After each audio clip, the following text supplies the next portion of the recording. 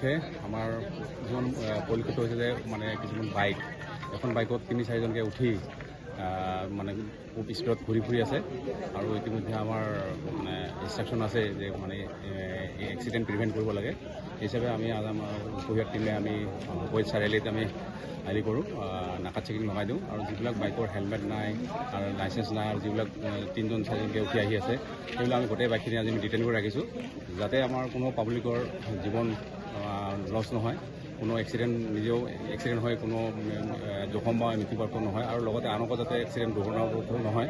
সেই হিচাপে আমি আমাৰ মাননীয় এছ পি মহোদয়ৰ নিৰ্দেশমৰ্মে আমি আমাৰ আজি বৃহৎ এটা নাকা চেকিং লগাওঁ। আমি ইতিমধ্যে আমি 42 আমি বাইক আৰু স্কুটি আমি ডিটেইন কৰি ৰাখিছোঁ যাতে, আৰু সেই হিচাপে আমাৰ আজি এক্সিডেণ্টৰ আমাৰ মানে বহুত কম হৈছে, এটাই হৈছে আৰু বাকী তেনেকৈ এক্সিডেণ্ট হোৱা নাই। কিন্তু আমাৰ আগতে তেনেকৈ ৰেকৰ্ড আছে, ঈদৰ দিনা বহুত তেনেকৈ উদণ্ড বাইকৰ ফলত বহুতো মানুহৰ জীৱন মানে হেৰি হয়, পংগু হয় বা কিছুমানৰ জীৱন মানে হেৰি হয়, মৃত্যুৰ মুখত পৰি যায়।